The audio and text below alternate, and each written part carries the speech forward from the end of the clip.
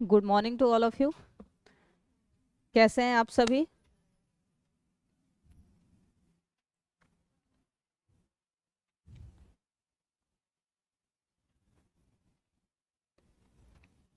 अच्छा, आप में से किसी आपने बोला था कि आपके पास प्रीवियस की बुक कोई पड़ी है, लेकर आए हैं?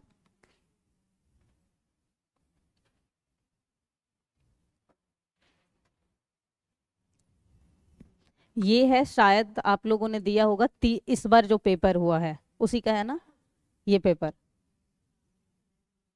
बस देखना है क्या मैं जो पढ़ाती हूँ उससे इतर मतलब बाहर प्रश्न जा रहे हैं या और डीप पढ़ाना है या कुछ भी। ठीक है, इसमें ऐसा नहीं, जवाब पता हो तो बताइए, नहीं पता हो तो कोई दिक्कत नहीं। साथ में दूसरी पॉइंट्स, इस बात को ध्यान रखना है कि कहाँ से प्रश्न पूछे जा रहे हैं। चाहे आप किसी भी, ये पहले मत लाइए कि 1 2, अगर आप सिर्फ इन एस्पेरेंट के लिए है कि ये सिर्फ जो है मॉडर्न हिस्ट्री में एक स्पेसिफिक टॉपिक ही पढ़ेंगे, जैसे कि 1857 कृषक व जनजाति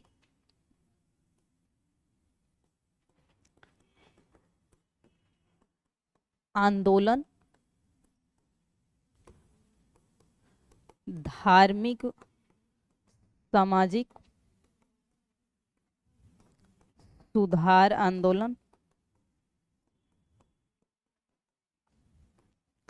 और 1885 टू 1947, ये यानी कि आपको 1 2 3 4 टॉपिक ही पढ़ना है। बाकी सभी पर एक बात ध्यान रख लीजिए, लागू होता है कि आपको अभी तक 3 बार पेपर हो चुका है। देखिए, आप लोगों में एक कमी जो मुझे अभी तक देखने को इतने दिन बाद भी आ रही है, आप प्रीवियस पे बिल्कुल ध्यान नहीं देते, जबकि कई प्रश्न सीधे नहीं पूछा गया है पर इनडायरेक्टली उसी से पूछा गया है।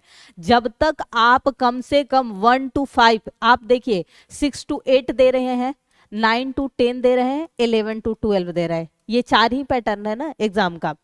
आप में से इनको माफी है क्योंकि इनका एग्जाम का सिलेबस कम से कम डिफाइन है कि इतने से पूछा जा रहा है, लेकिन इन्हें माफी नहीं है। आप सभी को इन 3 सालों में जो पेपर हुआ है, खुद कल मैंने बहुत यूट्यूब पे एनालिसिस किया पेपर को, तो क्योंकि मार्केट में यहाँ पेपर नहीं मिल पा रहा है मतलब किसी भी, तो इन तीनों फर्स्ट टीआरई, अब मैं इसीलिए जितने पेपर मुझसे मिल पा रहे हैं मैं पूरे का कंपाइल बनवा के आप सभी को एक एक कंपाइल मतलब यहाँ से मिलेगा और मेरे पास एक कंपाइल रहेगा। जब हम डिस्कशन करेंगे तो सबके सामने एक एक पेपर होगा और हम कम से कम 2 दिन में 3 3 घंटे की लगातार क्लास में पूरा हिस्ट्री का प्रीवियस ईयर करने वाले हैं। कोई नहीं, 1 to 5 वाले को लगता है कि हाँ वर्ल्ड हिस्ट्री उन्हें नहीं पढ़ना है तो आप इग्नोर कर दीजिए, मान लीजिए कि उन्हीं को नहीं पढ़ना है बाकी सबको पढ़ना है।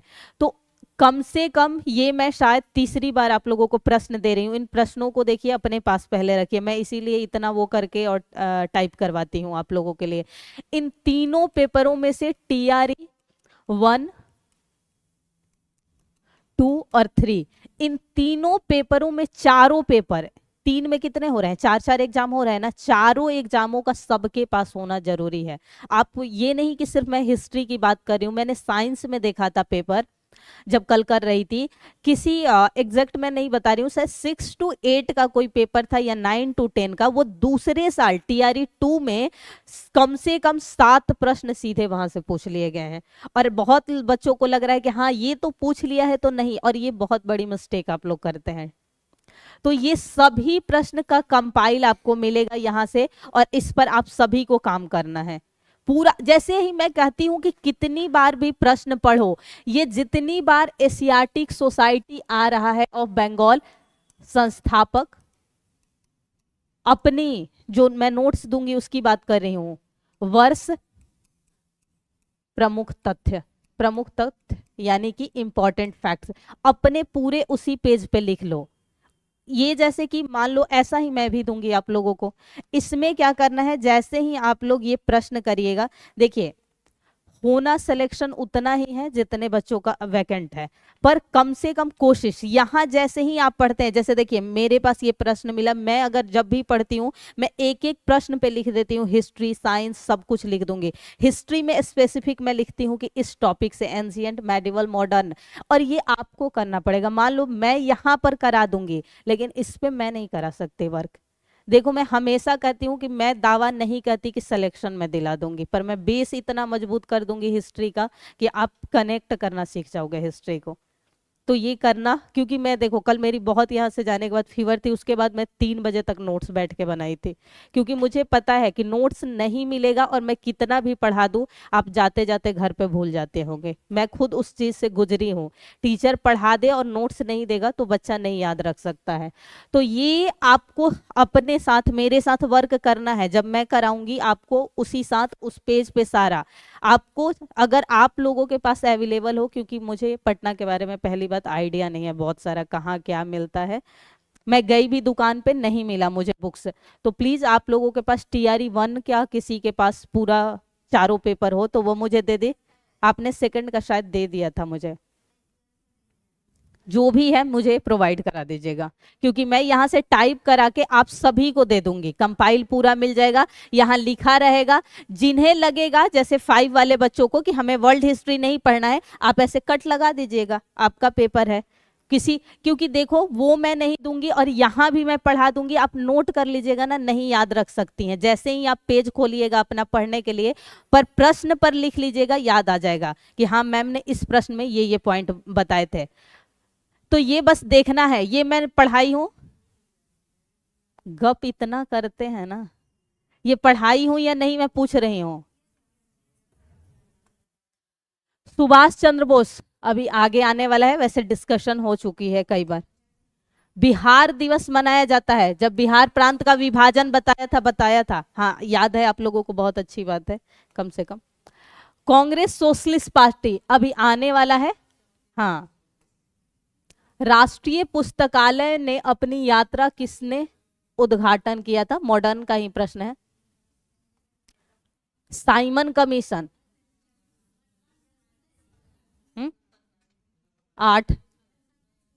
हाँ, गदर आंदोलन। क्या अभी तक जितने भी 7 प्रश्न आए, 7 में से आपको लग रहा है सिर्फ एक प्रश्न जो है शायद मैं नहीं पढ़ाई हूं, जो है ये पुस्तकालय वाला, ये अभी तक एक ही प्रश्न आया। तो मान लो कि आप हर टीचर का पढ़ाए हुए प्रश्न में से अगर 40 हिस्ट्री में से आपको लगता है कि 35 मैंने पढ़ा है, तो ये कम नहीं है। सिलेक्शन आपको 40 ला के नहीं लाना है। तो इसलिए हमेशा आप लोग क्या करते हैं कि इसे बहुत नेग्लेक्ट करके रखते हैं कि हाँ क्या ही है, पढ़ लिए हैं, पूछ लिया है, नहीं पूछेगा। कौन सा समझौता भारत और चीन के बीच अभी आगे आने वाला है? गुप्त वकाटक, ये किसका प्रश्न है? एंशिएंट। अभी तक यानी कि जो ये किस ईयर का है, आप में से कोई बता सकता है? 6 to 8 है शायद, क्या बोल रहे हैं? 6 to 8 है। हाँ जी, 6 to 8 में, 6 to 8 में 40 में से आपने देखा कि कम से कम 8 प्रश्न सीधे मॉडर्न हिस्ट्री से पूछा गया है। 9th नंबर पे आया आपका। एनालिसिस करते जाना। सविनय अवज्ञा आंदोलन आज डिस्कशन होने वाला है। किस असीरियल राजा ने, वर्ल्ड हिस्ट्री,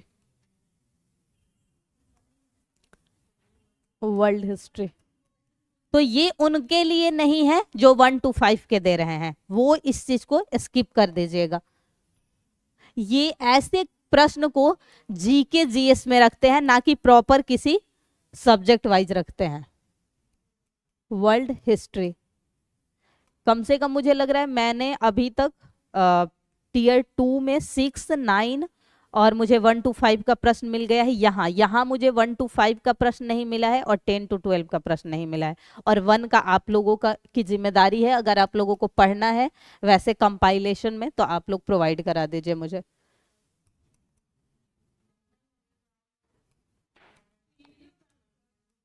क्या PDF है? तो आप PDF दीजिए, मैं निकलवा लूंगी। हाँ हाँ जी जी। बौद्ध, ये कहाँ से आया? एंसियंट। दो प्रश्न अभी तक एंसियंट से आए।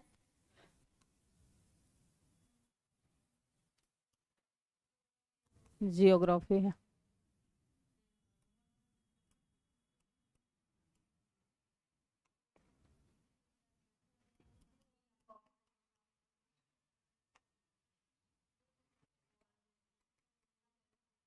तीन प्रश्न आए अभी तक एंसियंट से।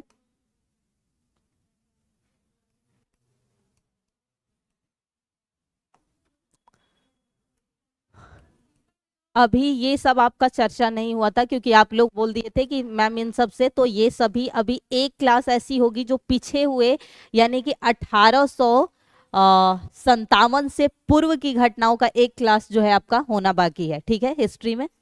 कल आप, क्या मैम?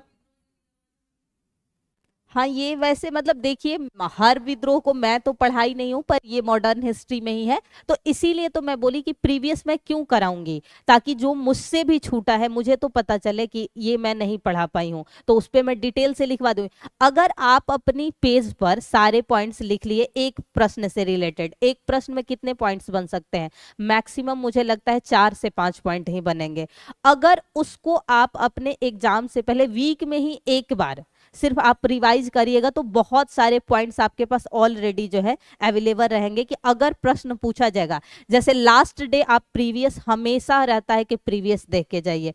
इसका वजह जो कहा जाता है कि कम से कम हमारा ब्रेन इस तरह प्रिपेयर रहता है कि हमसे इस तरह के प्रश्न पूछे जाते हैं एग्जाम में। इसीलिए अक्सर कहा जाता है कि बहुत लोगों को देखिएगा कि एग्जाम हॉल से पहले बाहर बैठ के मोटी सी बुक पलट रहे होते हैं, कभी नहीं करना चाहिए वो मिस्टेक। हमेशा या तो प्रीवियस देख लो, या जो शॉर्ट नोट्स आप लोग भी बनाती होंगी ना, वो देख के जाइए।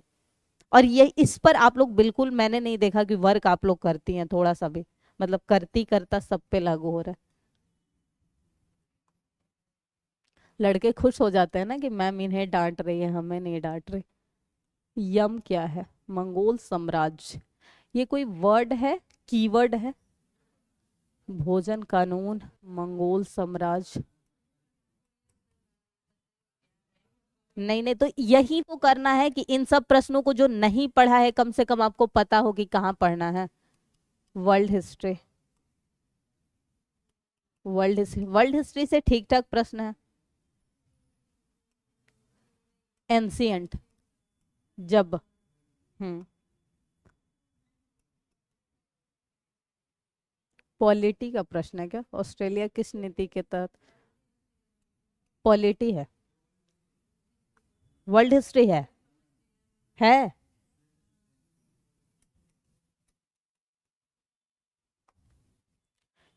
खिलाफत आंदोलन।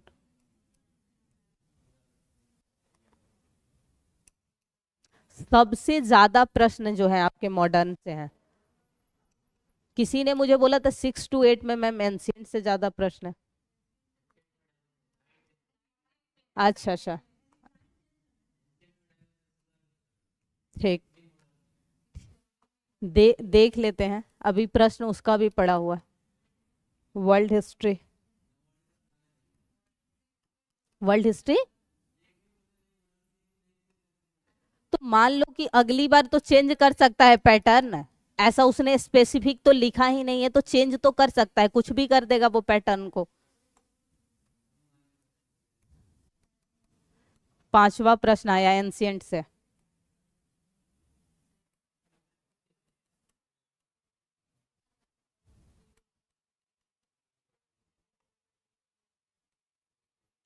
चालीस प्रश्न टोटल होते हैं एक पेपर में।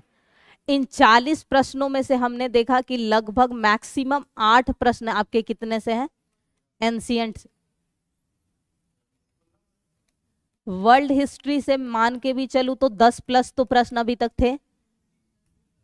बाकी बचे कितने? मॉडर्न हिस्ट्री से। तो इन दोनों को 20 में मान के चलूं तो 20 मान के चलूं कि मॉडर्न हिस्ट्री से आया, तो आपका फोकस क्या होना चाहिए? मॉडर्न हिस्ट्री पे मेन फोकस होना चाहिए। मॉडर्न हिस्ट्री में भी प्रश्न कहाँ से पूछा गया है? वहीं 80-85 से लेकर 1947 तक की घटनाओं पे ज्यादा है। अब ये प्रश्न जो पूछे गए हैं शायद जो जीएस का पेपर होता है उसमें किसी साल 5, किसी साल 7, किसी साल 8, लगभग 5 से 8 के बीच हिस्ट्री के प्रश्न है। ये है आपका किसका प्रश्न? एंशियंट में समय काल, समय काल, काल। हाँ,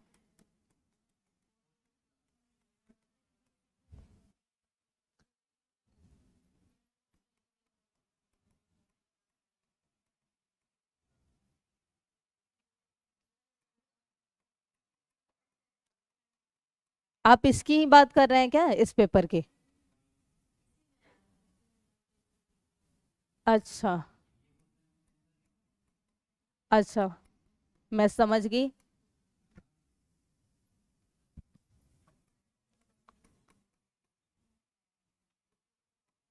आप लोग देखते भी हैं, मैं दे देती हूँ, या घर पे ले जाकर रख देते हैं इन पेपरों को? मैं इतने मेहनत से इसीलिए लिखती हूँ, मेरे को इससे कोई फायदा नहीं हो रहा।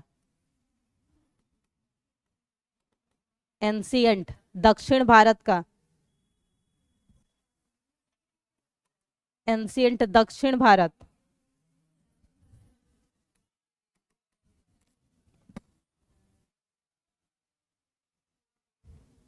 अच्छा, आप लोगों को ये पता है कि कहीं ऐसा तो नहीं प्रश्न पूछा जा रहा है कि जो एनसीईआरटी में है उसी आधार पर प्रश्न पूछा जा रहा है, कि 6 to 8 में जितने एनसीईआरटीज हैं और जो जो चैप्टर है उसी से? ये रियलिटी है, इस आधार पे प्रश्न पूछा जा रहा है। अच्छा, कोई नहीं, मेरे पास 6 to 12 का है, मैं खुद देख के आउट ऑफ सिलेबस कुछ नहीं पूछ सकता।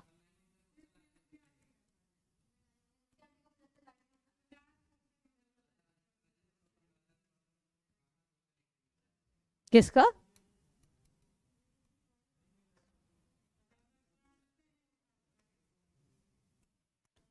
इतना इजी प्रश्न होने के बावजूद आप लोग इतना टेंशन में है। मैं ये सोच रही हूँ कि एग्जामिनर आपको इतनी छूट दे रखा है कि एक टॉपिक में एक शासक से 4 प्रश्न पूछ दिया, इल्तुतमिश से।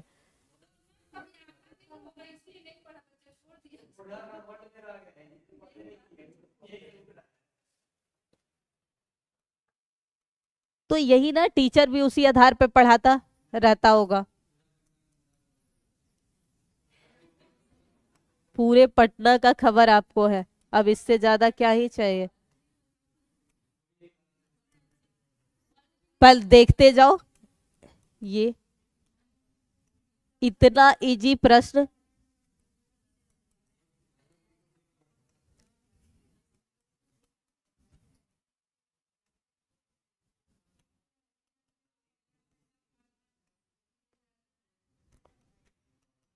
और वो भी सिर्फ एक वंश से पूछा है, ममलुक वंश में, और जिसमें 2 शासक इल्तुतमिश और बलबन से। मिड में मुगल। अब ये तो शायद मैंने एक दिन और कराया है, वही प्रश्न है। हाँ, ये तो सेम मैं करा चुकी हूँ। प्लीज आप लोग मुझे पेपर दे दे, मैं खुद पहले देख के कंपाइल बना लूं, वरना मैं पता चला कि मैं ही। यानी कि मान के चलू 6 to 8 वालों को पढ़ना है ancient, modern plus world history. 9 to 10 को पढ़ना है एंशियंट प्लस मिडाइवल, और वो भी इसमें 4 ही टॉपिक पूछा गया है।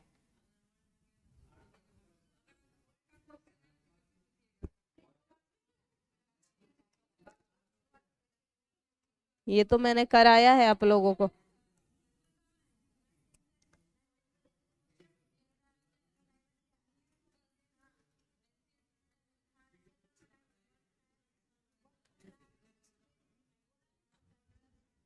ये देखो,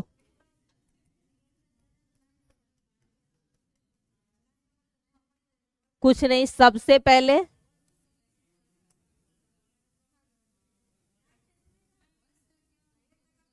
हाँ, ये प्रश्न पे विवाद था, सुनो। कल मैम ने पूछा भी था।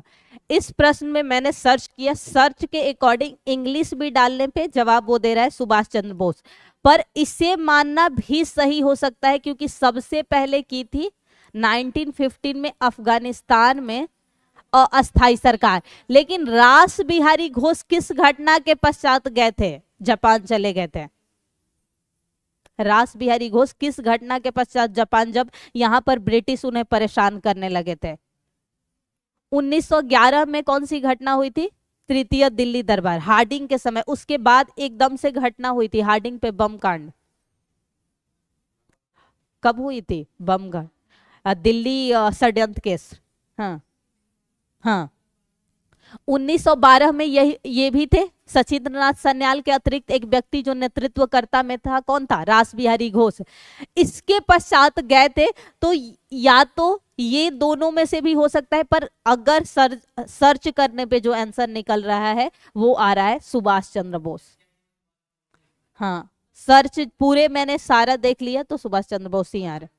हाँ, लेकिन अस्थाई, क्योंकि यहां लिखा हुआ है अस्थाई सरकार को संगठित करने में कौन आगे बढ़ा, तो आगे बढ़ा तो अस्थाई आगे बढ़ा तो ये राजा महेंद्र प्रताप भी बढ़े हैं।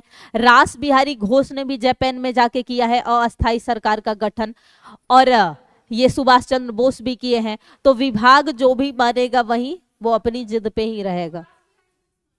हाँ, तो वही मैं कह रही हूँ ना कि वो रास बिहारी बोस तो इससे भी पहले चले गए थे ना, 1912 का दिल्ली कांड। उसके बाद वो चले गए थे 14 तक चले गए थे जापान, तो जापान में उन्होंने इनसे पहले कर लिया। राजा महेंद्र प्रताप ने तो ये इस घटना से संबंधित के बाद वो कहाँ चले गए थे? जापान, तो वहां पे किया था। और ये तो सबसे आखिरी में जाते हैं, पर सर्च में जिस तरह प्रश्न पूछा गया है सुभाष चंद्र बोस हर जगह आंसर दे रहा है। अच्छा, तो विभाग पर ही डिपेंड है कि वो क्या मानेगा अंततः। हाँ, एनसीईआरटी तो शायद लिखा भी है ना कि स्टेट का जो है, और वो तो इस तरह के प्रश्न जो है।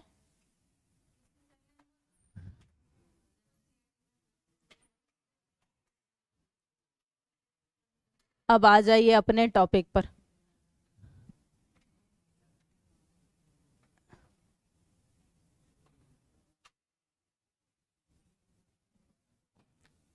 प्रश्न ध्यान से,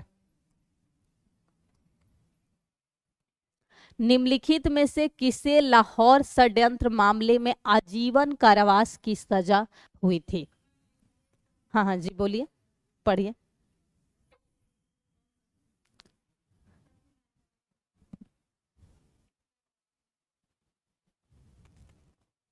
39।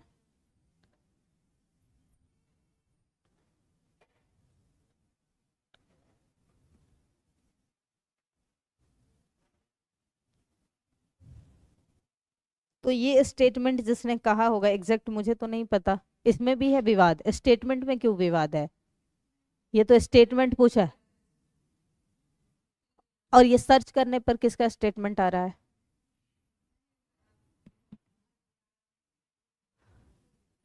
सिंपली इसे अगर कॉपी हो सकता है यहाँ से तो सर्च कर लीजिए। अगर ई दे रहा होगा तो कोई नहीं होगा इसका स्टेटमेंट, मतलब जो ऑप्शन दिया किसी ने तो स्टेटमेंट दिया होगा। ये तो स्टेटमेंट है, इसमें विवाद नहीं होना चाहिए क्योंकि ये तो किसी एक व्यक्ति का। बताइए, आजीवन कारावास।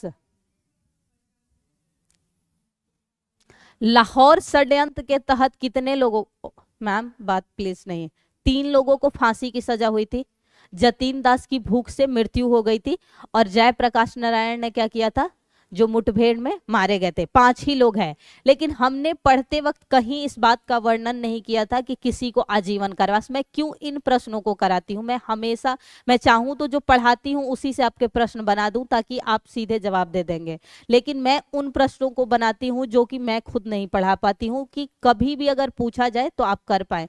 याद रखिएगा, शिव वर्मा जो थे, शिव वर्मा, याद रखिएगा, जब रिपब्लिकन एसोसिएशन का गठन हुआ था तो सदस्य के रूप में शामिल थे, लेकिन कई जगह ऐसा माना गया है कि वो रिपब्लिकन में नहीं थे। सोशलिस्ट जब रिपब्लिकन एसोसिएशन का गठन किया गया था जाकर, कब 1928 में, तब वो सदस्य के रूप में शामिल हुए थे। तो मान लीजिए कभी ये लिख दिया जाए अगर कि निम्न में से कौन सा, निम्न में से कौन एक, शॉर्ट लिख रही हूं, एचआरए से शामिल नहीं है।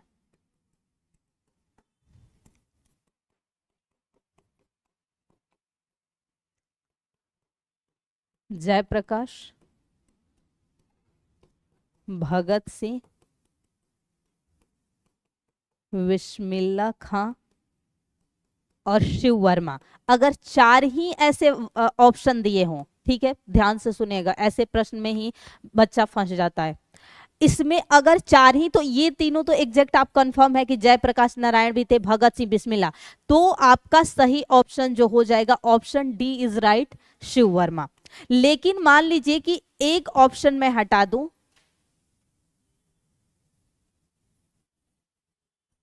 एक मिनट, शिव वर्मा, भगत सिंह, जयप्रकाश, गांधी, ठीक, तो आपका जवाब क्या होना चाहिए, तब आप गांधी के साथ जाएंगे। क्यों? क्योंकि कई पुस्तकों में है कि शिव वर्मा रिपब्लिकन में भी सदस्य के रूप में शामिल थे, लेकिन विभाग द्वारा एक प्रश्न पूछा गया है कि निम्न में से कौन सा रिपब्लिकन में सदस्य नहीं है, और उसमें 3 एग्जैक्ट का नाम दिया है और शिव वर्मा का, तो उसने जवाब माना है शिव वर्मा, ये याद रखिएगा। अगर ऑप्शन, लेकिन ऑप्शन में बाकी तीनों एग्जैक्ट आप कंफर्म हो कि थे ही, तब आप शिव वर्मा को टिक करिएगा, ये अंतर याद रखिएगा अगर पूछा जाता है तो। समझ गए या कोई दिक्कत, फंस तो नहीं गए कि मैम ने क्या पढ़ा दिया, फंस? अच्छा, देखो प्रश्न, हमेशा मैं बोलती हूँ कि जब पढ़ो तो प्रश्न बनाना सीखो। पता है मैं इतने बुक्स पे काम की हूं ना कि मेरे को अगर 10 मिनट में कोई 10 प्रश्न ऐसे मुंह से बोले तो मैं बना दूंगी। निम्न में से कौन एक एचआरए से शामिल क्या है, नहीं है। तो आप जानते हैं कि मुख्य नेताओं में हिंदुस्तान रिपब्लिकन एसोसिएशन में कौन शामिल था, जयप्रकाश नारायण, भगत सिंह, बिस्मिल्लाह खां, सचिंद्रनाथ सान्याल, ये नेता मुख्य नेता थे। तो अगर इन तीनों के नाम के अतिरिक्त शिव वर्मा है तो आपका जवाब क्या होगा, शिव वर्मा। लेकिन शिव वर्मा के अलावा गांधी जी भी थे, तो गांधी जी तो कभी शामिल ही नहीं थे, तो आपका जवाब क्या हो जाएगा, गांधी जी, क्योंकि वहां एग्जामिनर मान के चल रहा है कि शिव वर्मा शामिल थे। हमेशा एग्जामिनर के माइंड को समझने की कोशिश करिए कि आखिर वो ये ऑप्शन ही क्यों देता है। क्लू देखिए, अधिकांशतः प्रश्न में एग्जामिनर खुद एक क्लू देता है कि ये जवाब होना चाहिए, तो मैं सिर्फ समझाने के लिए बताई, तो मैं ये ऐसा कहीं आप लोगों को पढ़ाई नहीं थी। तो याद रखिएगा कि आजीवन कारावास जो हुआ था लाहौर षड्यंत्र के तहत, वो हुआ था शिव वर्मा को, क्योंकि लाहौर षड्यंत्र के तहत जिन लोगों को, कब की घटना है लाहौर षड्यंत्र, फांसी हुई 3 लोगों को, ठीक, भूख से मृत्यु किसकी हुई, जतीन दास, और एक जयप्रकाश नारायण। ये 3 ही मुख्यतः घटनाएं मिलती है लाहौर अधिवेशन, वो षड्यंत्र के तहत। तो ये हमने चर्चा नहीं की थी, और नोट कर लीजिए, शिव वर्मा को लाहौर षड्यंत्र के तहत, प्लीज लिखिए, शिव वर्मा को लाहौर षड्यंत्र के तहत आजीवन कारावास की सजा हुई थी। ज्यादा पढ़ने से बेटर होता है, एक को ज्यादा अच्छे से पढ़ लो और उसी से सिलेक्शन होता है।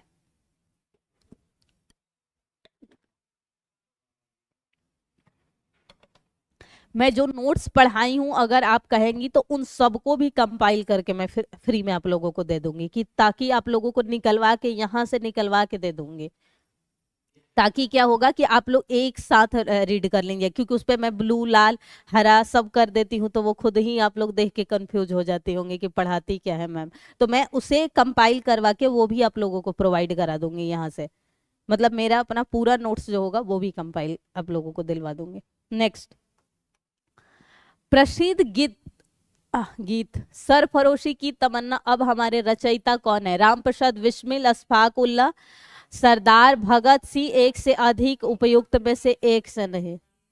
कितने लोग ए के साथ जा रहे हैं, ऐसे करना है। और कितने लोग जिन्होंने नहीं हटाया उठाया है, वो बताइए वो किसके साथ जा रहे हैं। ये भी तो है। मान लीजिए उठाया तो जितने लोगों ने हाथ इरेज किया, और ये मतलब तो ठीक है। तो मैं ये भी पूछ रही हूँ जिन्होंने नहीं उठाया, क्या मान के चलूं, आ नहीं रहा है।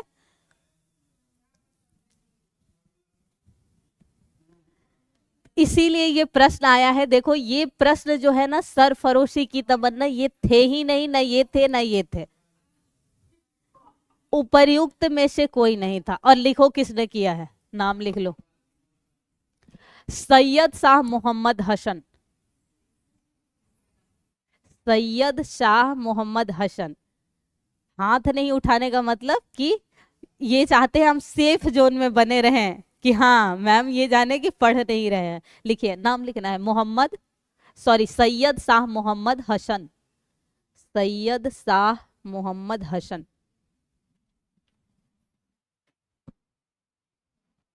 नेक्स्ट, काकोरी ट्रेन डकैती कांड में किन क्रांतिकारियों को फांसी की सजा दी गई थी।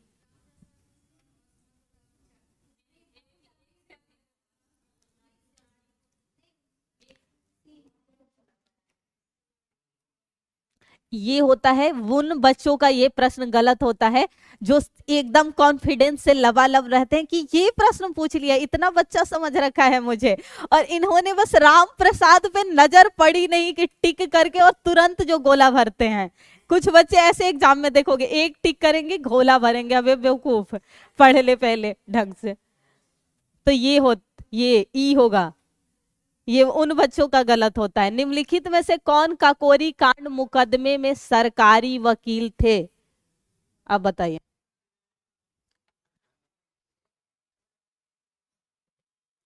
ये तो नहीं लगता मैम, पढ़ाती कुछ और है, प्रश्न कहीं और से बना के ला देते हैं।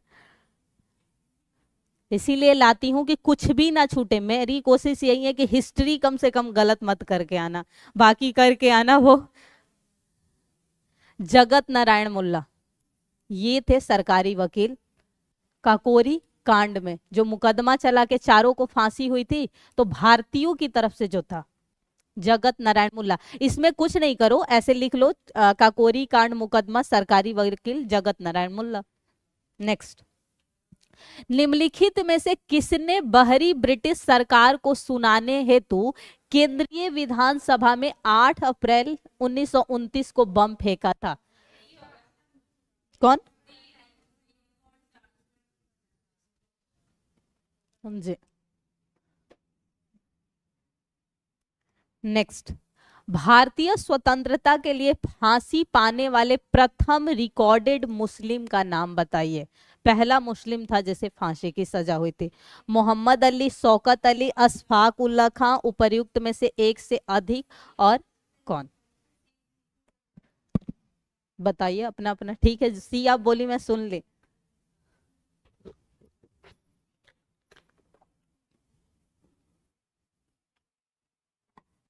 सी के साथ चले, लॉक कर दिया जाए। सही है, मुजफ्फर अहमद एस ए डांगे। एक तो इस लाइट से ना मेरे को इतना इरिटेशन होता है। शौकत उस्मानी, नलिनी गुप्ता किस षड्यंत्र के लिए कैद किए गए, पढ़ाया है कल ही। प्रथम और 2 चरण थे, पेशावर, कानपुर, मेरठ, एक से अधिक कोई नहीं। बता, लिखाया तो था कानपुर बोलसेविक 1924। रेगुलर क्लासेज आ जाया करो, एक जवाब नहीं आता है। देखो लड़कियों को, सीखो कुछ कम से कम। निम्नलिखित में से कौन सा युग्म सही सुमेलित नहीं है। अब वाकई इस क्लास में महिला सशक्तिकरण ही मुझे दिखाई देता है, बहुत खुशी होती है मुझे। दिल्ली षड्यंत्र केस, काकोरी, ये सबके बीच ये है। काकोरी, लाहौर, नासिक, अमीरचंद, अशफाकुल्ला, जतीन दास और रास बिहारी।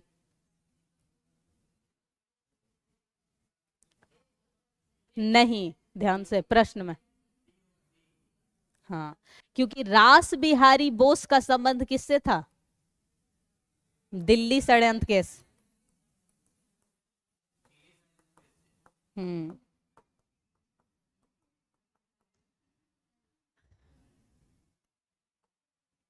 स्वतंत्रता संग्राम के सबसे कम आयु के शहीद थे,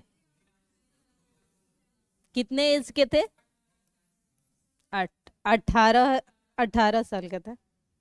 जतीन दास किस आरोप में बंदी बनाए गए थे?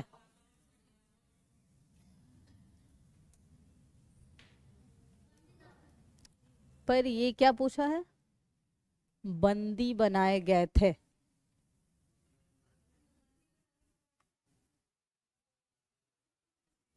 सही था। सी, एक तो ये टाइपिंग एरर इतना करता है ना बीसी का, यहाँ बंदी वो मत समझ लेना। काकोरी केस के अभियुक्त के बचाव हेतु किसकी अध्यक्षता में एक समिति का गठन? अच्छा, हाँ, यहाँ वो क्या था, उसमें वकालत किसने, देखिए दोनों प्रश्न अलग है। यहाँ पूछ रहा है किसकी अध्यक्षता में कमेटी का गठन हुआ था? नरेंद्र देव, गोविंद बल्लभ पंत और चंद्रभानु, एक से अधिक, कोई नहीं। श्योर?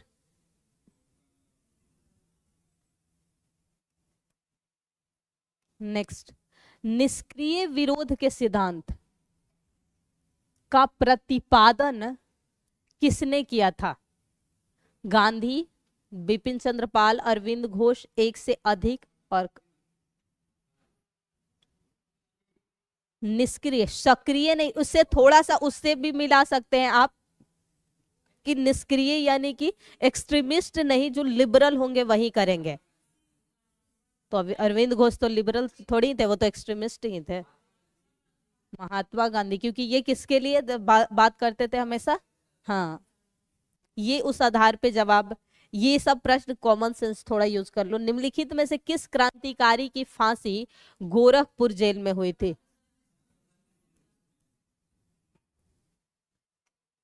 निम्नलिखित में से किस क्रांतिकारी नेता ने कलकत्ता के क्रूर पुलिस कमिश्नर चार्ल्स टेगार्ट की हत्या का प्रयास किया था? मरा नहीं था वो, प्रयास किया गया था। सान्याल, राजेंद्र लाहिड़ी, गोपीनाथ साहा, एक से अधिक। जी बिल्कुल। इनके बारे में याद रखिएगा, इनका जो संबंध वैसे था, शुरुआत ये लोग करते हैं सचिन नाथ सान्याल, वो दिल्ली षड्यंत्र से रिपब्लिकन एसोसिएशन में संबंध रहता है। उसके बाद रिपब्लिकन एसोसिएशन के बाद हिंदुस्तान सोशलिस्ट रिपब्लिकन। निम्नलिखित में से किस महिला क्रांतिकारी ने दीक्षांत समारोह में उपाधि गवर्नर, कब की घटना थी? हाँ, 1932।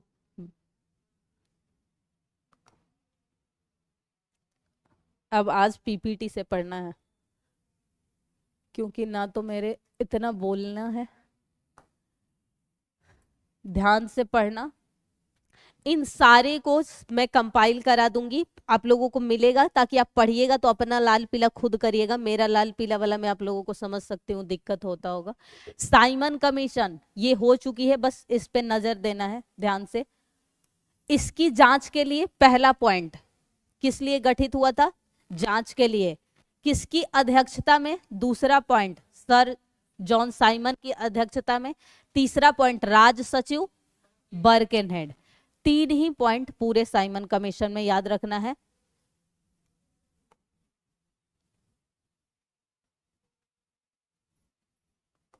चौथा पॉइंट, श्वेत कमीशन।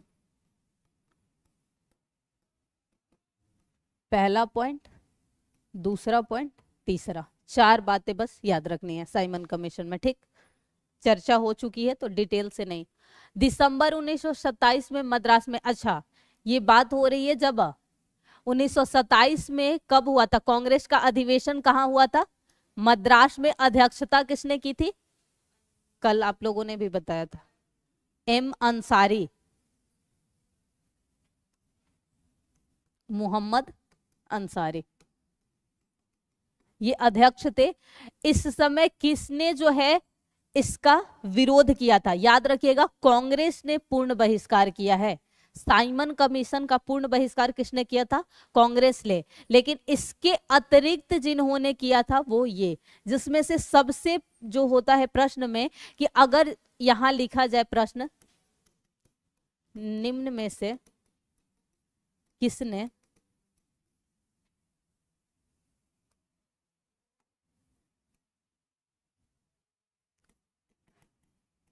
साइमन कमीशन का बहिष्कार नहीं किया था? लेकिन ये कतई मतलब नहीं कि वो विरोध किया था, ठीक है।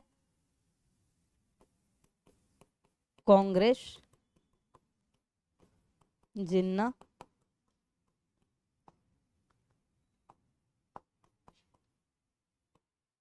हिंदू सभा और डीई आपको जो पता है वो पता है ना, डी क्या होता है, ई आप लोगों में, तो क्या जवाब होगा?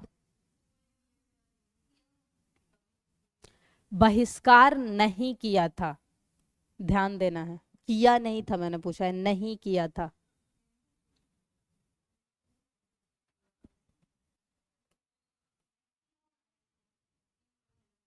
हाँ ई, क्योंकि किसी ने नहीं। पर यहाँ इस बात को ध्यान रखिएगा, बहुत किसी को लग सकता है कि जिन्ना ने किया हो, नहीं किया होगा क्योंकि सपोर्ट किया होगा, पर इसने भी किया था। जिसने ना बहिष्कार किया था ना ही सपोर्ट किया था वो ये पार्टियां थी, बस नाम याद रखिएगा। जिसमें इस पे थोड़ा सा डाउट आता है, ऑल इंडिया अनटचेबल एसोसिएशन, बस एक पे थोड़ा सा डाउट लगता है कि क्यों इसने जो है नहीं किया था साइमन कमीशन का बहिष्कार। और इसके पीछे ये वजह थी नहीं करने की, अगर आपसे कारण कभी पूछ लिया जाए, क्योंकि ये खुद जो थे किसकी मांग आगे करना चाहते थे? दलितों के लिए पृथक निर्वाचन की मांग कहाँ सबसे पहले की गई थी? प्रथम गोलमेज सम्मेलन में, फिर जाकर सांप्रदायिक पंचायत में पूरी बात हुई थी। मई 1930 में अपनी रिपोर्ट प्रस्तुत किया था और उसी समय पहली बार गोलमेज सम्मेलन, राउंड टेबल जो कॉन्फ्रेंस होना था उस पर विचार किया गया था। कब? 1930 में। तो ये कुछ पॉइंट्स जो है याद रखने हैं। इसके बाद हमने पढ़ लिया था नेहरू रिपोर्ट।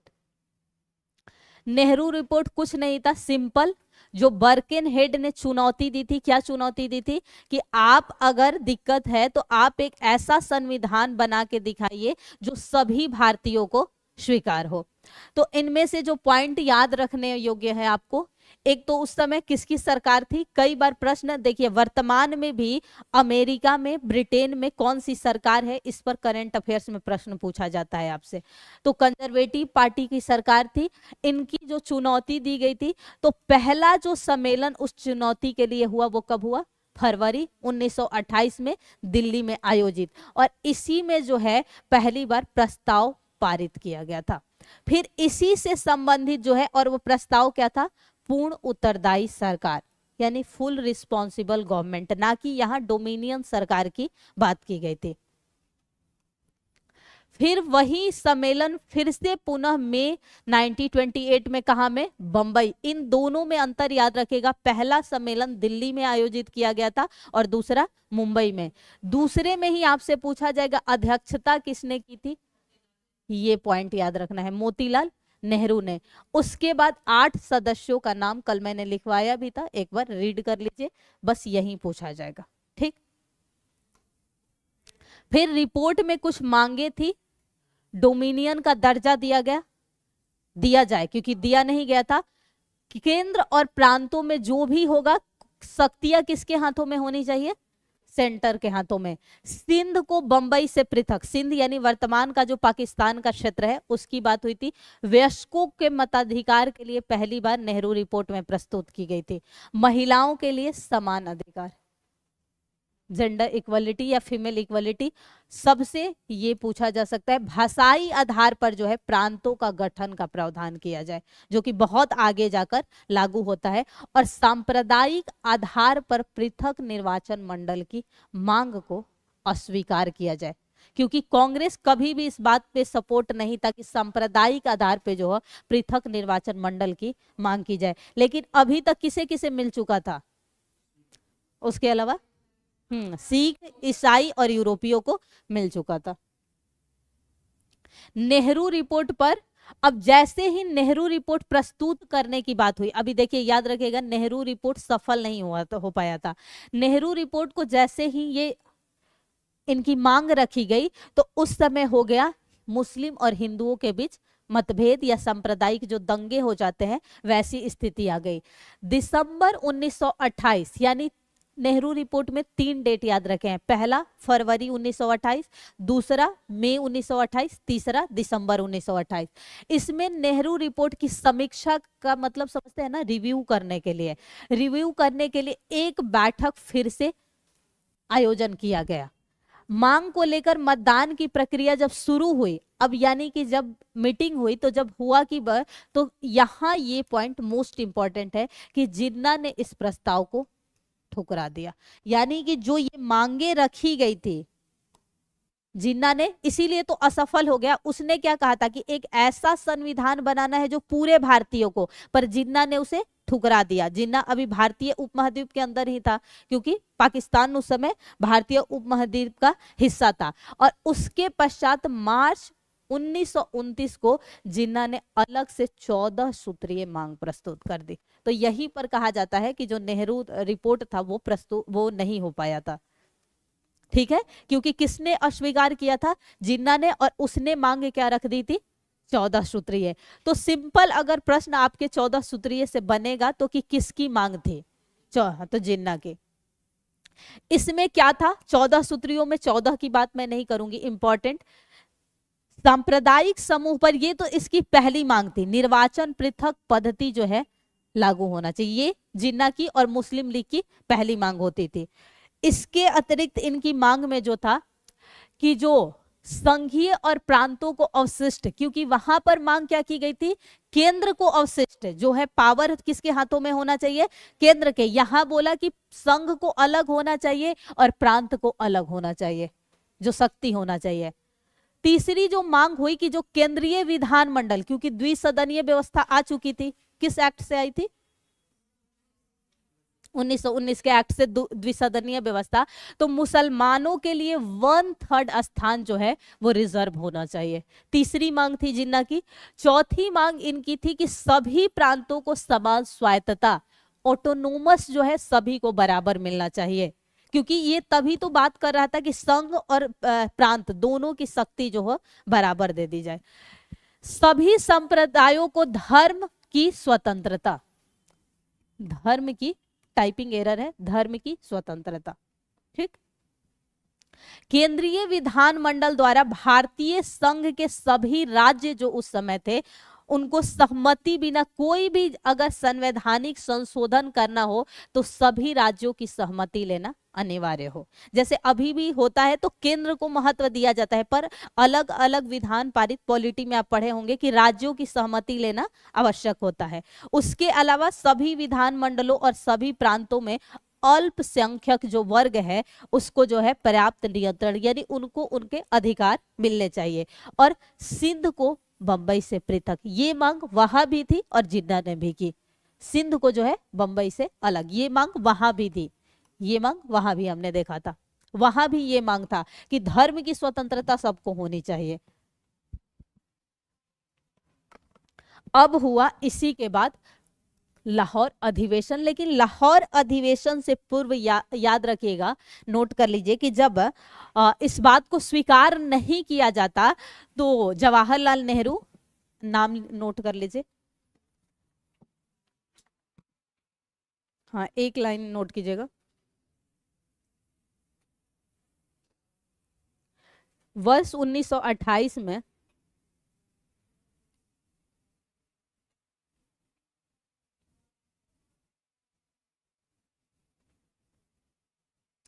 कांग्रेस के कलकत्ता अधिवेशन में कांग्रेस के बीच मतभेद हो गया। कांग्रेस के कलकत्ता अधिवेशन में कांग्रेस के भीतर मतभेद, और ये मतभेद किस बात को लेकर हुआ था? तो वो मतभेद से ऐसे एरो निकालकर ऐसे लिख लिया जाता है क्योंकि उसी से रिलेटेड हो। लिखिए कि सुभाष चंद्र बोस, जवाहरलाल नेहरू, सत्यमूर्ति जैसे युवा नेता,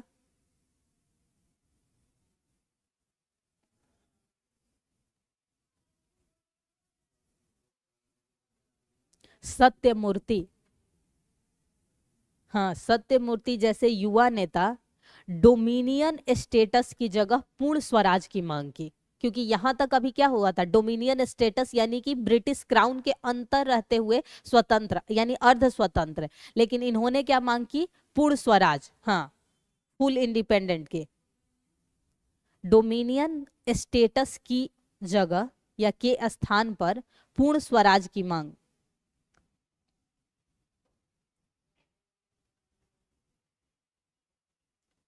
हो गया। अब पूर्ण स्वराज से फिर ऐसे एरो निकाल लीजिए, कभी भी जैसे लिखा जाता है तो ये लाइन लिखी तो इससे संबंधित ये हुआ, फिर उससे ऐसे करके ऐसे कर लेते हैं कि इससे रिलेटेड है। लिखिए, पूर्ण स्वतंत्रता की प्राप्ति हेतु वर्ष 1928 में ऑल इंडिया इंडिपेंडेंस लीग की स्थापना, ऑल इंडिया इंडिपेंडेंस लीग की स्थापना, ऑल इंडिया इंडिपेंडेंस लीग की स्थापना। अब ये पूछ लिया जाए प्रश्न आपसे कि इसकी स्थापना की किसने, तो वो जो तीनों व्यक्ति हैं जिन्होंने पूर्ण स्वराज की मांग की है उन्होंने ही कहा। आप उससे एरो उन तीनों के नाम को ऐसे राउंड करके वहां एरो ऐसे कर सकती हैं कि वो उसी से संबंधित है। ऑल इंडिया इंडिपेंडेंस लीग की स्थापना पूछा जाए तो जवाहरलाल नेहरू, सुभाष चंद्र बोस, सत्यमूर्ति ने वर्ष 1928 में किया। सिंपल।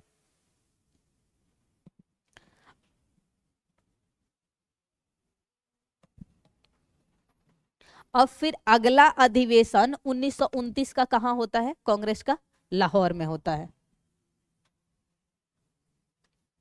कांग्रेस का लाहौर अधिवेशन 1929, अध्यक्षता JLN जवाहरलाल नेहरू। अब यहां पर मेन ही मांग क्या थी, पूर्ण स्वराज की मांग थी। प्रस्ताव जो है पारित किया गया और नेहरू रिपोर्ट को यहां पर निरस्त घोषित कर दिया गया। क्योंकि यहां किसकी बात की जा रही थी, डोमिनियन स्टेटस की यानी अर्ध स्वतंत्रता ब्रिटिश क्राउन के अंतर्गत, और इन्होंने क्या मांग की, फुल इंडिपेंडेंट की। तो यहां पर जाकर क्या होता है, अगर प्रश्न पूछा जाए नेहरू रिपोर्ट को कब निरस्त घोषित किया गया, तो 1929 के लाहौर अधिवेशन में। फिर आगे होता है 31 दिसंबर 1929 को। आप सभी जानते हैं कि जवाहरलाल नेहरू, ये प्रश्न पूछा जाता है कि कहां पर किया था और किस नदी के तट पे किया था। हाँ, तो रावी नदी के तट पे जवाहरलाल नेहरू ने क्या किया था, भारतीय स्वतंत्रता का प्रतीक क्या क्या वहां पर था, पूर्ण स्वराज, वंदे मातरम और इनकलाब जिंदाबाद के साथ जो है झंडा फहराया था। तो किस दिवस को जो है पूर्ण स्वाधीनता दिवस के रूप में मनाया गया, full independent day.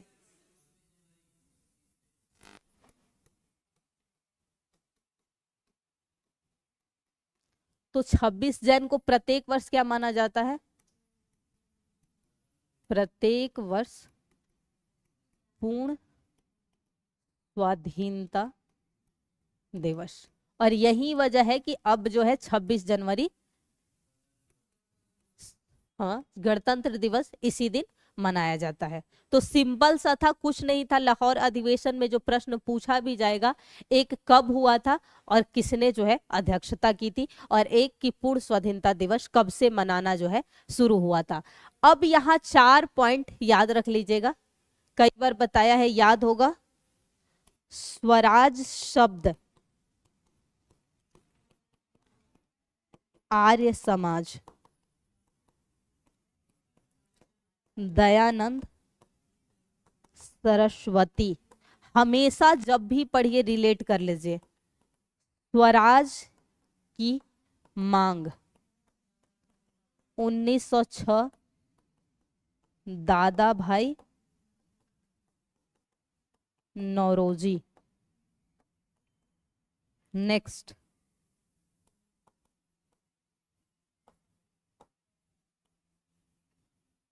Party 1923 CR दास, मोतीलाल नेहरू।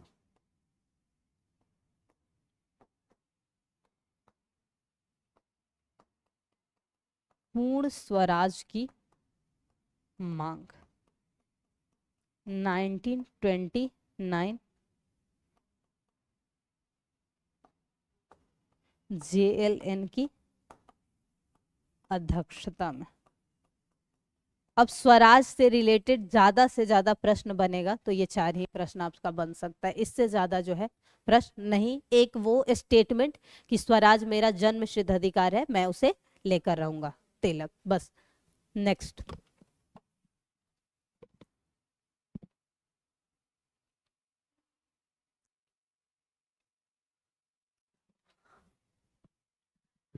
अब इसके बाद क्या हुआ कि यही जब अधिवेशन संपन्न हो गया 26 जनवरी 1930 को पहली बार पूर्ण स्वराज दिवस या पूर्ण स्वाधीनता दिवस के रूप में मना लिया गया, तो ये कहा गया कि यहीं से महात्मा गांधी को कहा गया कि आप किसकी करें, सविनय अवज्ञा आंदोलन की शुरुआत। तो अगर आपसे प्रश्न ये पूछा जाए कि सविनय अवज्ञा आंदोलन की का विचार सबसे पहले कब आया था, विचार, विचार इससे पहले एक बार महात्मा गांधी बोल चुके थे। हाँ, असहयोग आंदोलन के समय जब उन्होंने बोला था कि राजनीतिक बंदी को अगर रिहा नहीं किया जाएगा तो हम क्या करेंगे, हाँ, तो विचार अगर पूछा जाए तो पहली बार वहां आया था। यहाँ कहा गया कि आप अब जो है शुरू करिए, ये ना कि विचार नहीं था। तो गांधी जी पहले 11 सूत्रीय मांग करते हैं। ये घटना है 31 जनवरी 1930 की, जिसमें से कुछ मांगों को याद रखिएगा। इन्होंने सेना की व्यय और सिविल सेवा के वेतनों में कटौती की बात की, क्योंकि एक तो सिविल सेवा में बड़े पदों पे अधिकांशतः कौन थे, ब्रिटिश के लोग थे, और सेना में भी बड़े पदों पे कौन लोग थे, ब्रिटिश थे। तो इनके वेतन की कटौती की मांग की थी। पूर्ण शराबबंदी यहीं पर कहा गया था, और राजनीतिक बंदियों की रिहाई। इनकी 11 मांगों में से 3 प्रमुख मांगे जो है ये है। इसके अलावा, अच्छा इसने ऐसे लिख दिया, हथियार कानून में सुधार, जो अस्त्र के नियम थे उसमें, क्योंकि ब्रिटिश मनमाने तरीके से अस्त्रों को अपने पास रखते थे, क्योंकि बड़े पद पे वही होते थे। आप जानते हैं कि आज भी लीगल तरीके से रखने के लिए उसके नियम होते हैं। अगर कोई लाइसेंस से अस्त्र रखता है, यानी बंदूक या जो भी, तो उसे नियम होते हैं। जैसे कि अमेरिका में देखिएगा कोई भी रख सकता है, आसानी से होता है, कि वहां पर इतने नियम नहीं। तो ये कहा सबसे इंपॉर्टेंट, मोस्ट इंपॉर्टेंट ये था कि भारतीय समुद्र तट केवल भारतीयों के लिए आरक्षित हो, और यहीं से हुआ था शुरू नमक बनाने का। नमक कर व नमक पर सरकारी एकाधिकार, एकाधिकार क्या होता है, मोनोपोली, हाँ, उसे समाप्त कर दिया जाए। और डाक आरक्षण बिल पास तथा वस्त्र उद्योग को संरक्षण यानी कंजर्वेशन दिया जाए, क्योंकि डाक आरक्षण बिल के पास होने के तहत जो है स्टाम्प लगा दिए जाते थे, और भारतीय सैनिकों को वे जहां भी चाहते थे भेज सकते थे, कहीं भी, मतलब दूसरे देश के युद्धों में वो इसी स्टाम्प के आधार पर उन्हें भेज देते थे। तो ये सभी कुछ नियम थे जो कि पूछे जा सकते हैं, जरूरी नहीं है, बस इन्हें याद रखना है आपको 11 सूत्रीय मांगों में। इन्हीं 11 सूत्रीय मांगों के पश्चात आता है, क्या आता है, प्रथम सविनय अवज्ञा आंदोलन। हमेशा याद रखिएगा, सविनय अवज्ञा आंदोलन 2 बार घटित हुई है। तो पहली बार जब भी पूछा जाए तो उसे कहा जाता है प्रथम सविनय अवज्ञा आंदोलन, जो किस नाम से जाना गया, दांडी मार्च।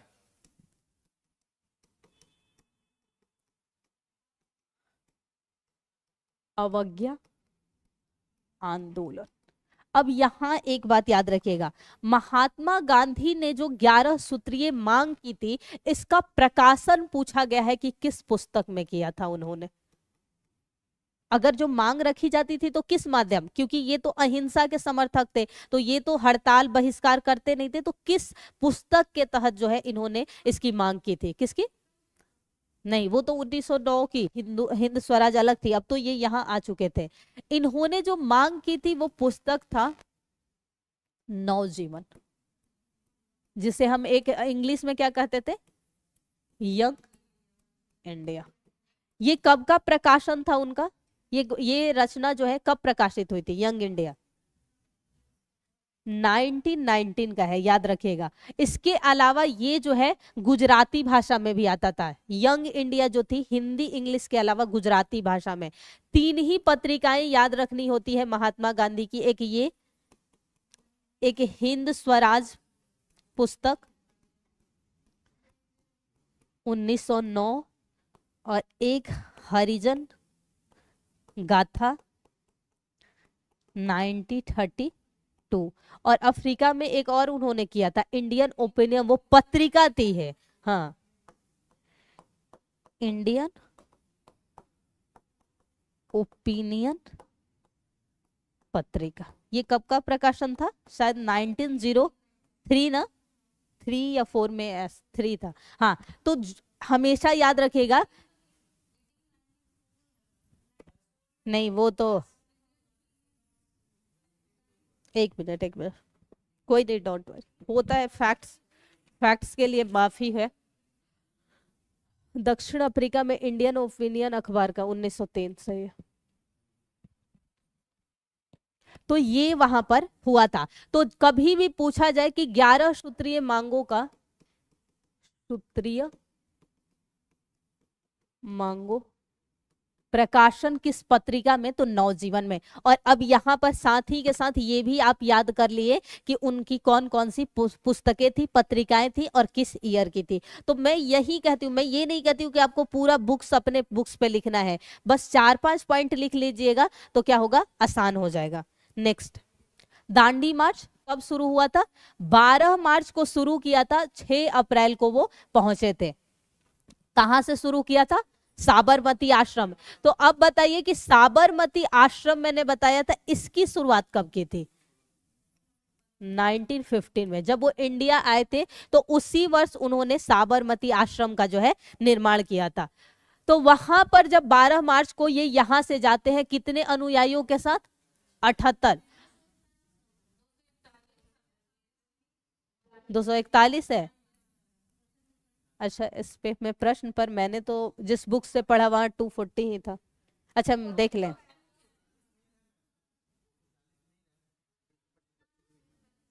अच्छा कोई नहीं, इसमें देख लेंगे।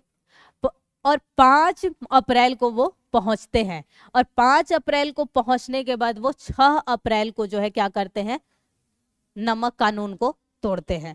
नमक जब कानून को वो तोड़ते हैं तो उस समय उसका प्रभाव पूरे भारत में दिखता है। अलग अलग क्षेत्रों में लोग जो है सक्रिय भूमिका निभाते हैं। जैसे दक्षिण भारत में हम देखते हैं कि तमिलनाडु में, केरल में, उसके अलावा बिहार में अलग अलग क्षेत्रों में भी लोगों ने बनाया था नमक। तो यहां से जो प्रश्न बनेगा, एक तो यात्रा कब शुरू की और नमक कानून तोड़ा कब। याद रखिएगा, जो नमक कानून तोड़ा ये है, और ये जो है 5 अप्रैल वो पहुंचे। ये तीनों डेट अलग अलग है। शुरुआत की थी 12 मार्च को, पहुंचे 5 अप्रैल को थे, और ये दांडी पहुंचकर। तो इसका प्रभाव जो बाकी क्षेत्रों में देखा, यहां से प्रश्न ज्यादा पूछे जाते हैं। तो इनमें से सबसे पहले याद रखना है, तमिलनाडु के तंजौर से सी राजगोपालाचारी। इन्हें जो है किस नाम से जाना जाता था, उपनाम राजा जी, उपनाम जो दिया गया था।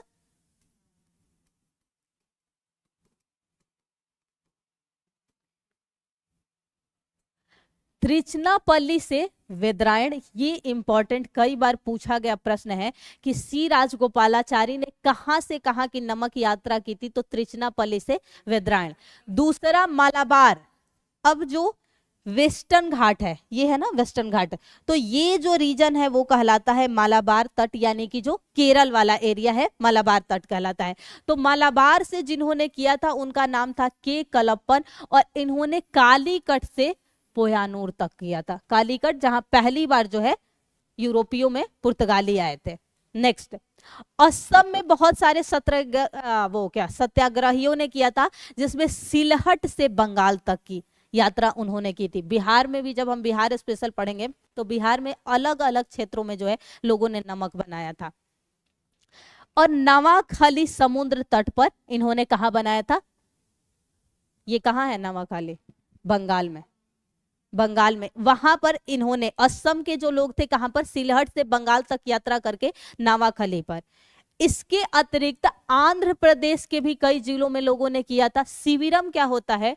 जब किसी व्यक्ति के रहने के लिए स्थान, सैनिकों के रहने का स्थान जो होता है वो शिविर कहलाता है। तो शिविरम का स्थापना किया था। किसके लिए किया था? तो इन्होंने किया था कि जो लोग यात्रा कर रहे हैं, अब आज जैसे तो है नहीं कि आप उस ऐप पर जाएंगे और तुरंत होटल बुक कर लेंगे, वो तो जमाना था नहीं। तो ये किया गया था उनके लिए जो यात्री थे, जो कि यात्रा कर रहे थे नमक कानून के लिए। तो शिविरम क्या होता है? ठहरने का स्थान जो निर्माण किया जाता है। इसके अलावा सरोजिनी नायडू आपको जो सक्रिय नजर आएंगी राजनीति में, यहां से बहुत तेजी से देखने को मिलेगा, क्योंकि ये गोलमेज भी में महात्मा गांधी के साथ जाएंगी। सरोजिनी नायडू मणिलाल इमाम साहब के साथ मिलकर सत्याग्रहियों ने धरसना, कहाँ है धरसना? वर्तमान के गुजरात में, यहाँ के नमक कारखाने पर हमला कर दिया था। क्योंकि ज्यादातर नमक राजस्थान और गुजरात वाले इलाकों में बनाए जाते हैं, क्योंकि वहां पे जो सॉइल है वो साल्टी है। क्योंकि वहां पर देखिएगा सांभर झील भी उधर ही है। तो यहाँ पर इन्होंने नमक कानून, ये प्रश्न भी पूछा गया है। इनमें से ये तीनों प्रश्न पूछा गया है, ये पूछा गया है, ये पूछा गया है और ये पूछा गया है। पश्चिमोत्तर सीमा प्रांत का मतलब नॉर्थ वेस्ट, गुजरात सिंध विंध्य वाला प्रांत। यहां जब भी पश्चिमोत्तर पूछे तो सिंध प्रांत को याद रखना है। ये बात हो रही है सिंध प्रांत की। हाँ, पाकिस्तान का पंजाब व सिंध प्रांत। तो यहां पर एक व्यक्ति जिनका नाम आपने सुना होगा, खान अब्दुल गफ्फार खान, इन्होंने सविनय अवज्ञा आंदोलन चलाया और इन्होंने एक संगठन बनाया था जिसे किस नाम से जानते हैं? लाल कुर्ते। और इन्हें क्या उपनाम दिया गया था?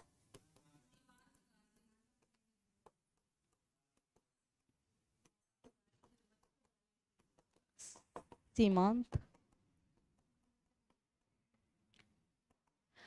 और इसी समय जो नागा महिला थी, याद करिए, जो नागा हमने आंदोलन पढ़ा था, रानी गेंडिलियू को किसने उपाधि दी थी? जवाहरलाल नेहरू और सुभाष चंद्र बोस की जो एक संस्था थी, जो हटने के बाद उन्होंने बना लिया था। जब वो क्या किसका गठन करते हैं? जब अध्यक्षता कांग्रेस का छोड़ देते हैं। हाँ, तो यहाँ पर उन्हें जो ये सक्रिय होती हैं, तो इन्हें बाद में जो है रानी की उपाधि दी जाती है। और ये उपाधि जवाहरलाल नेहरू और सुभाष चंद्र बोस की जो वो संस्था थी, उन दोनों ने संयुक्त रूप से दिया था। पर जो प्रश्न पूछा गया है वो हमेशा जवाहरलाल नेहरू से पूछा गया है। तो याद रखिएगा JLN। ये था बस यहां तक की घटना। हाँ, अगर दे तो, लेकिन जब तक जितने प्रश्न अभी तक प्रीवियस में मैंने देखा, जवाहरलाल नेहरू। रानी की उपाधि किसने दी है? तो जवाहरलाल नेहरू। अब होता है गोलमेज सम्मेलन, क्योंकि गोलमेज सम्मेलन की बात कहां पर हो चुकी थी? पहले ही हो चुकी थी, जब नेहरू रिपोर्ट हम पढ़ रहे थे। साइमन कमीशन का विरोध किया गया था। तो पहला जो बनाया गया, फर्स्ट, सेकंड और थर्ड, तो तीनों में जो है एकमात्र है जिसमें कांग्रेस ने भाग लिया, वो भी गांधी इरविन समझौता के पश्चात लिया था। तो इस समय जो है ब्रिटेन के प्रधानमंत्री कौन थे और वायसराय कौन था भारत में? हाँ, वायसराय तो ठीक है, इरविन था, और रैमजे मैकडॉ। हाँ,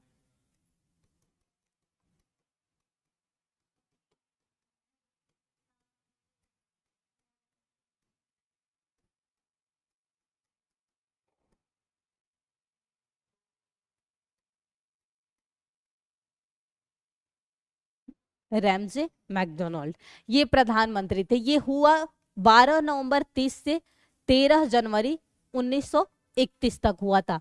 यानी लगभग हम देख के चले तो नवंबर 2 महीने के अराउंड जो है चला है, नवंबर और दिसंबर तक।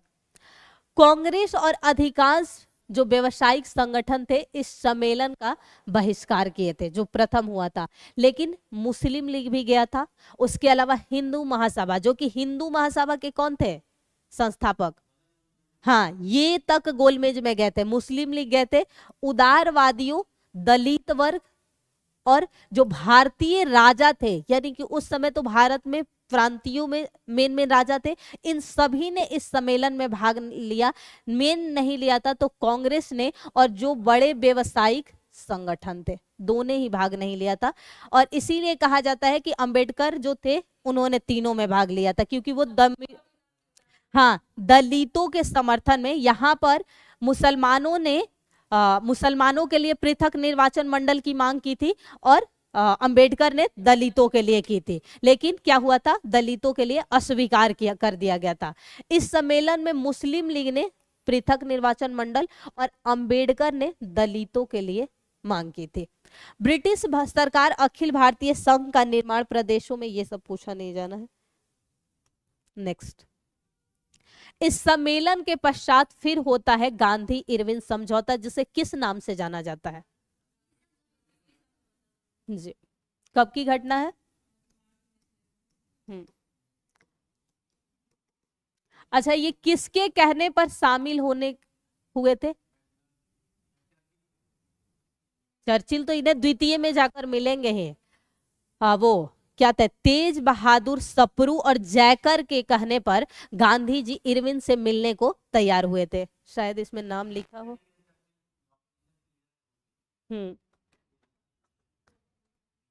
तेज बहादुर सप्रू व जयकर, इन दोनों के कहने पर ये शामिल होने के लिए तैयार हुए थे। और जब ये शामिल होते हैं, ये घटना 19, अच्छा किसने जो है इसे कहा था कि ये दो महात्माओं का मिलन है?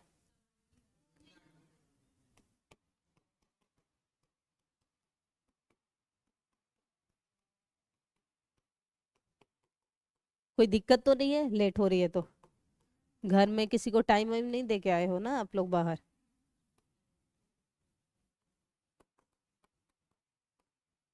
मेरे को लगता है कि कम से कम एक क्लास 2 आवर्स से कम नहीं चलने चाहिए। गांधी जी ने भारत के तात्कालीन, ये तो वही है, इरविन से भेंट किया। परिणाम स्वरूप 5 मार्च, ये डेट जो है मेन है। 5 मार्च को जो हुआ, इन दोनों के बीच समझौता हुआ। और ये समझौता किस नाम से, तो ये कुछ नहीं पूछेगा। एक पूछेगा समझौता हुआ कब, तो ये वायसराय कौन थे, तो इरविन, सिंपल सी बात है। दूसरा पूछा जाएगा ब्रिटेन के प्रधानमंत्री, तो अभी तक मैकडोनाल्ड ही है। कब तक? द्वितीय तक। पहली मांग क्या हुई, जितने भी राजनीतिक कैदी है छोड़ दिए जाए। लेकिन हाँ, महात्मा गांधी ने यह भी कहा कि उन्हें नहीं छोड़ा जाए जिन पर मुकदमा वाकई सच है। इन्होंने कहा उसे छोड़ा जाए जिन पर बेवजह जिन्हें गिरफ्तार किया गया है, जिन पर मुकदमा है उन्हें। सभी राजनीतिक कैदी छोड़े जाए, इसका मतलब ये नहीं कि जिन पर मुकदमा है उन्हें छोड़ा जाए। दूसरी जो मांग थी इनकी, सरकारी सेवाओं से त्यागपत्र दे चुके भारतीयों के मसले पर विचार। क्योंकि जो भारतीय किसी घटना के परिणाम स्वरूप क्या करते थे, वो त्यागपत्र दे देते थे बड़े पदों से। तो उनका कहना था कि क्या होता है, कई बार हम गुस्से में डिसीजन ले लेते हैं। जैसे हम कहीं काम करते हैं, अगर जो हेड है कुछ ज्यादा बोल देता है तो हम गुस्से में छोड़ देते हैं कि ज्यादा मत, तो बाद में रियलाइजेशन होता है इतना गुस्सा। तो इन्होंने कहा जो कुछ भी छोड़े हैं सेवाओं से, तो उन पर विचार किया जाए कि उन्हें क्या, समुद्र तट, यहां भी सबसे मेन था कि नमक तैयार करने की अनुमति दी जाए। और उसके बाद मदिरा, अफीम, वही विदेशी वस्त्रों यानी स्वदेशी को बढ़ावा, पूर्ण शराबबंदी वगैरह का जो है प्रदर्शन करने का पूरा अधिकार दिया जाए। यानी वस्त्रों के दुकानों के आगे जो है प्रदर्शन करने, और आपातकालीन के अध्यादेशों को वापस कर लिया जाए। तो इसमें जो है 2 ही आपसे पूछा जा सकता है, और ये कई बार पूछा गया है। ये 3 पॉइंट जो है पूछे जाएंगे। लेकिन गांधी की 2 मांगे अस्वीकार कर दी गई, और उसमें एक क्या था कि पुलिस ज्यादतियों की जांच कराई जाए।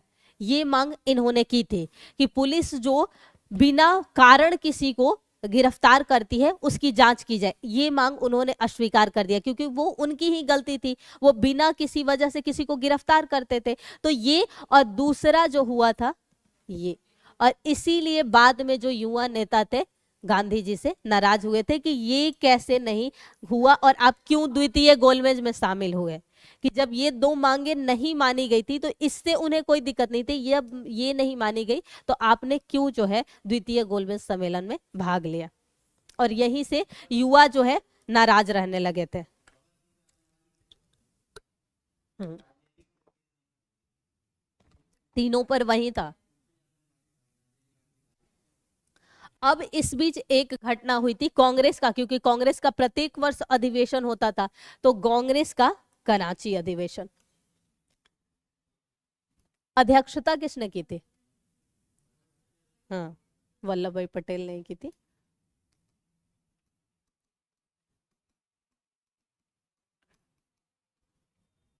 कांग्रेस अधिवेशन 29 मार्च 1931 में कराची में आयोजित हुई।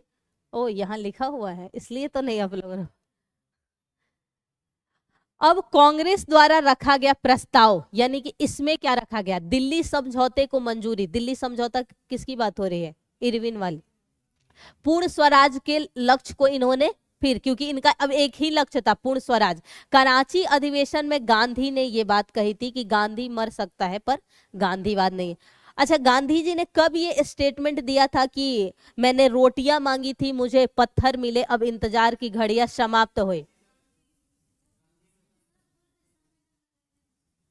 नहीं नहीं, उस टाइम तो बोले थे कि मैं अपने देश का झंडा झुकने नहीं दिया, वापस आते हैं फिर भी। हाँ, जब सविनय अवज्ञा आंदोलन शुरू किया था तब उन्होंने ये स्टेटमेंट दिया था, और ये पूछा हुआ स्टेटमेंट है कि मतलब मैंने रोटियां मांगी थी और मुझे, क्योंकि वो मांग 11 सूत्रियों पर बोले थे, 11 सूत्रियों में से उनकी मांग नहीं स्वीकार की गई, तब जाकर उन्होंने क्या शुरू किया था, सविनय अवज्ञा, इसलिए उन्होंने ये बात कही थी। अब हुआ द्वितीय गोलमेज सम्मेलन 7 सितंबर 1931 से 1 दिसंबर 1931 तक, बहुत लंबे समय तक चला। सितंबर, अक्टूबर, नवंबर, दिसंबर, ठीक उतना ही लगभग, लेकिन उससे ज्यादा। इस सम्मेलन में गांधी जी गए और गांधी जी के साथ महादेव देसाई, मदन मोहन मालवीय, देवदास गांधी, घनश्याम दास बिड़ला और मीराबेन। इसके अतिरिक्त एक जो मुख्य नेता में से गई थी, सरोजनी नायडू। कई बार ये भी प्रश्न पूछा जाता है कि ये जिस जहाज से गए थे उसका नाम क्या था? हाँ।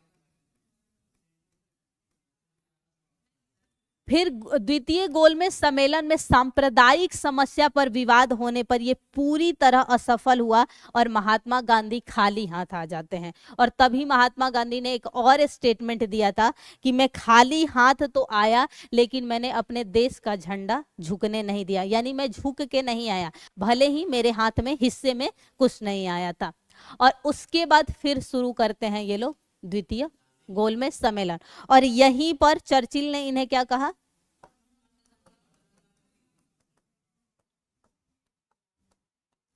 अब बताओ कब त्याग किया था उन्होंने? मैंने उस दिन बताया था, कपड़े कब त्याग करना। जब 22 सितंबर, वो तो नहीं, जब क्या बोलते हैं, शुरू किया था उन्होंने असहयोग आंदोलन, तब, हाँ, स्थगन के। अब यहाँ पर होता है द्वितीय सविनय अवज्ञा आंदोलन 1932 से 34 तक चलता है।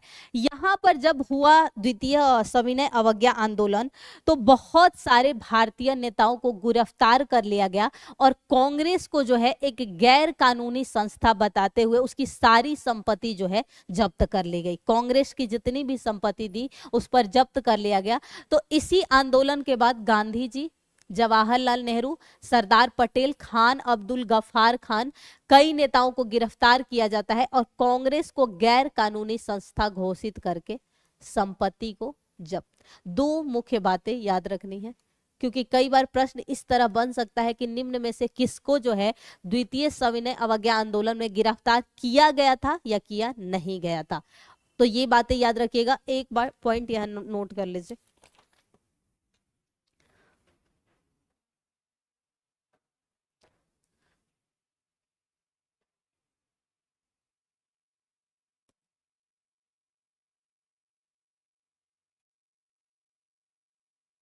द्वितीय सविनय अवज्ञा आंदोलन शुरू करने का कारण,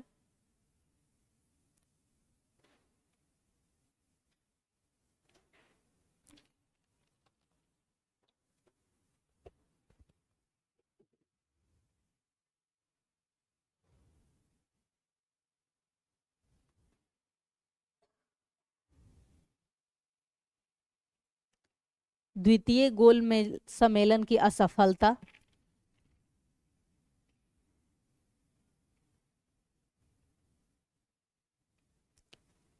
कृषि उपज के दाम में गिरावट यानी कि महंगाई में वृद्धि, कृषि उपज या फसलों के दाम में गिरावट,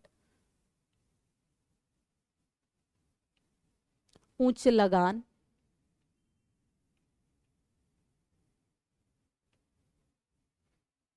ये मुख्य 3 कारण थे जिसकी वजह से किया गया था।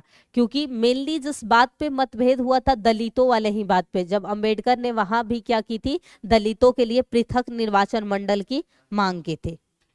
हाँ, उनका पूरा जो स्टेटमेंट था बस सुन लीजिए। मैं खाली हाथ लौटा हूँ किंतु मुझे संतोष है कि जो ध्वज मुझे सौंपा गया था मैंने उसे नीचे नहीं होने दिया और उसके सम्मान के साथ समझौता नहीं किया।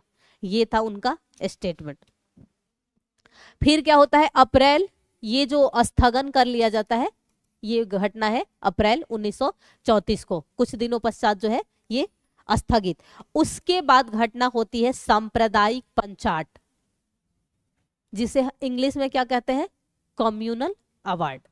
ये घटना एग्जैक्ट अगर पूछा जाए तो 16 अगस्त को याद रखिएगा।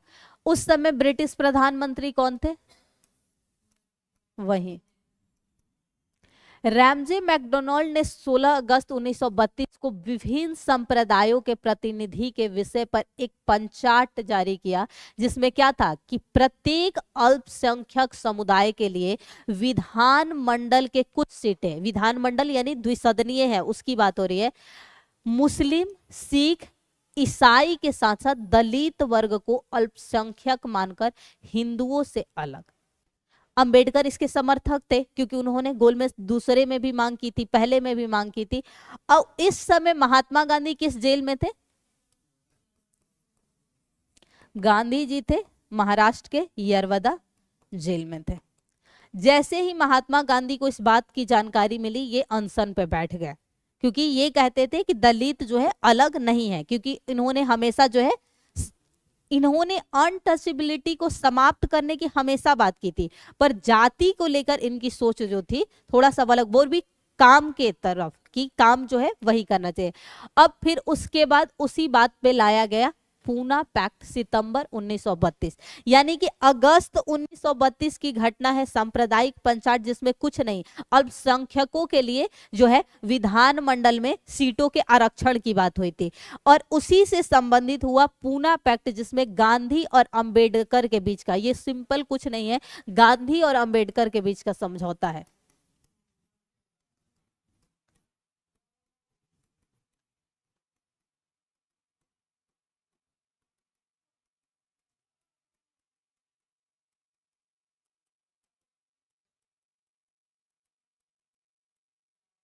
अब इस समझौता में हुआ क्या कि जो दलित वर्ग हैं उनको पृथक निर्वाचन मंडल की बात पर क्या किए महात्मा गांधी, क्या किए, जेल में बैठ गए आमरण अनशन पे। ये प्रश्न नहीं पूछा जाता है, ये पूछा जाता है कि उस समय वो जेल में कहाँ थे, तो बस याद रखेगा महाराष्ट्र के यरवदा जेल में।